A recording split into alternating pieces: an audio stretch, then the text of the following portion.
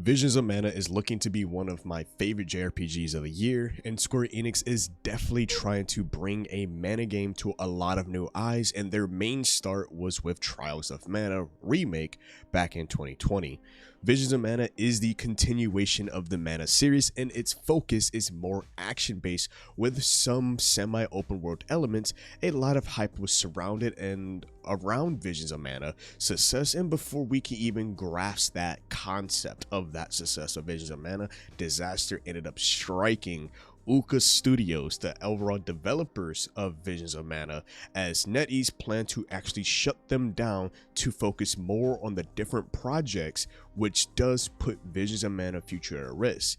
If you want to learn more about the future of Visions of Mana, then I definitely suggest staying to the end of the video. I got a little treat for you. What's up, Chaotic fam? It's your host KSDTV here, and if you're new here, then this is your chill spot for all things RPGs news, reviews, and as well as guides. And today we're diving into the world of Visions of Mana to see if it's any good and whether you should put some time into it and drop that a hot $60. So after playing the demo, I really wanted to get more into the world of Visions of Mana, and the demo gave me just a sneak peek of what's to come for this game. It's definitely a huge improvement gameplay wise from the Trials of Mana remake back in 2020. The combat has greatly improved to a considerable degree of what most people will expect in an action RPG.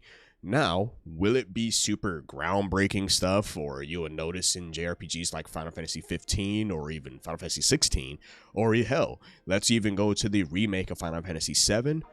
No, nothing of that grander scale, but it's definitely a step in the right direction for the series. The combat is crazy fun. While playing, you are allowed up to only 3 people in your party at a given time, so working on synergy is a definite must. But what makes the combat fun is the fact that every character has specific combos that are equipped for only them, and it switches up once you obtain the elemental vessels, which is essentially an overall class change for each character. During fights, you can swap in between your party members mid-combo. Now you can also cast spells in real time, or you can even stop time to cast that spell as well, which I thought was pretty cool and could definitely help slow stuff down for you to even catch a breath, further strategize out your plans, and see exactly how you want to continue that battle, especially when as time goes on those battles get a little bit more intense, then you want to try to plan stuff out. I will say I do personally like playing as Val and Palomina, with Val's Salamando class and Palomina's water class with the scythe. Those two particular ways of how they fight I actually thoroughly enjoy, and you will end up finding out your own thing that you personally like playing with. And I like that the devs gave us the time to actually sit there and then figure out what works and how we will want to play with these characters. The combos are just so clean, and man, they deal crazy damage as well, which brings me to how the game focuses on the class system and upgrading the skill tree. Even though you are playing with the main cast, there are elemental vessels that can change the class of each character, like turning Val from a flame swordsman to a wind greatsword user. All characters can use the vessels, helping form different synergies. I will say I did try to, and I will say this, I did try to keep it lore accurate though, by having my team use their vessels that are similar to their already given abilities, and I'm putting quotations around that. Each character has 3 specific weapon types to them, and the elemental vessels is this game way of adding affinities to each of those characters, since each character is some form of a class. I did love just trying out the different combos and combinations that I could do with the vessels. Therefore, after some time, I think I got stuck with just keeping the crew to their lore accurate selves till I find better vessels throughout my gameplay. For an example, Val is a soul guard. That is his lore accurate self. He's a soul guard, and he hails from a fire kingdom, and they are proficient in utilizing fire. So I kept Val as regular soul guard till I obtained the fire class, which is the Salamando class, to be able to further attune him to fire. Karina, she is the Arm of Wind, so I gave her the Wind Vessel. Morley is the Arm of Moon, so I gave him the Moon Vessel. Palomina, so on and so forth. She's the Arm of Water, and I gave her the Water Elemental class. The game does let you swap the vessels to try out new styles, and honestly, I find that very badass because it can actually let players be creative with how they want to do their team composition. Hell, if you want Val to, be a water class and Morley to be a fire class, go right ahead. You can instantly swap it up.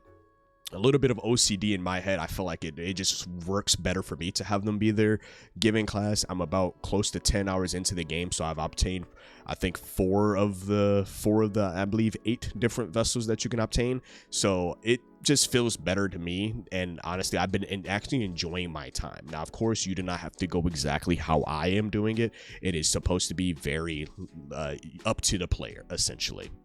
I do want to talk a little bit on the boss encounters. That is another thing that is pretty interesting. They're actually pretty fun, and each one has something quite unique to them, or even a given theme to how they actually fight. In game time, I am currently 5 chapters into the game, so I'm about 8 to 10 hours through right now. I'm actually halfway through the game, and all the bosses at the end of the chapters have shown some form of needing to use a small bit of strategy. I actually enjoy each of the fights so far, and they definitely do get intense and definitely need you to think. It's simple because Visions of Mana is tailored to mainly children. It's simple, but still unique enough to even have you still need to think on your toes. Now, further talking a little bit about the vessels, they all can be upgraded. So yes, you can swap them to and from characters, but they also can be upgraded to further improve the way the characters play. You could further enhance them thanks to the seeds you also obtain throughout your journey to give your character a passive stat boost on top of the further of that vessel. In order to expend these points, you do need some traveling time in the main hub areas, and you must gain grizzly syrups that are gained throughout the overworld, in which segues this entire conversation to the main overworld. The whole point is the traveling, right? So when you're traveling, you'll come across these semi-open world areas in between town areas. Just like in most JRPGs, there are random encounters during these points based on how much you travel. But in Visions of Mana, it actually does not have random encounters, actually. Therefore, you do not have to worry about just minding your own business and ending up in a fight every 2 to 5 seconds. You can actively choose to fight these enemies because they will be out in the open world. If you want to grind mobs, you can. If you don't, you can skip past them. If you do end up getting into a fight and you realize that these guys are, want too much of the smoke, you can flee away from them just by running out of the ring. But there are some encounters where you cannot flee from, and if I remember correctly, it's based on the level of the given boss, or if it's a story related enemies or something of that nature where you have no choice but to fight them.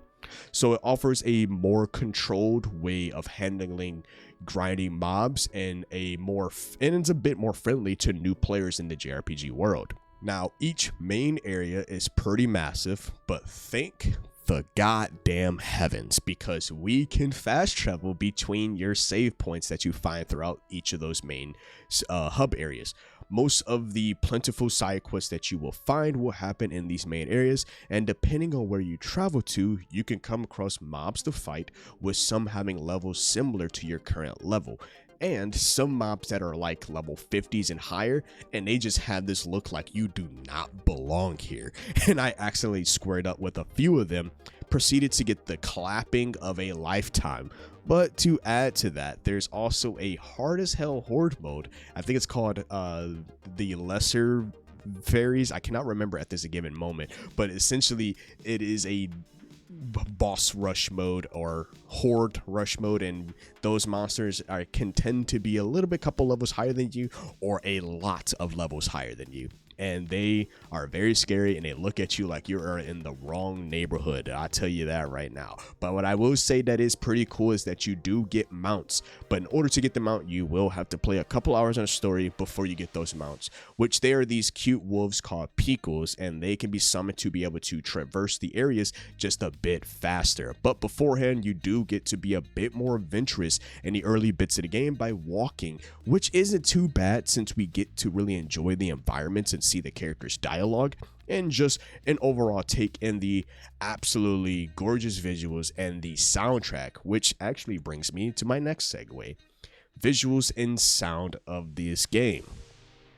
Visually, this is an absolute improvement from Trials of Mana's graphics. I do love both games visually, but I can see the improvements from the lighting, the shading of the characters, and exploring the world as a whole is rather peaceful. Despite visually stunning this game is, it definitely did have some heavy pain points for me during the time of the demo. Yes, I will repeat that.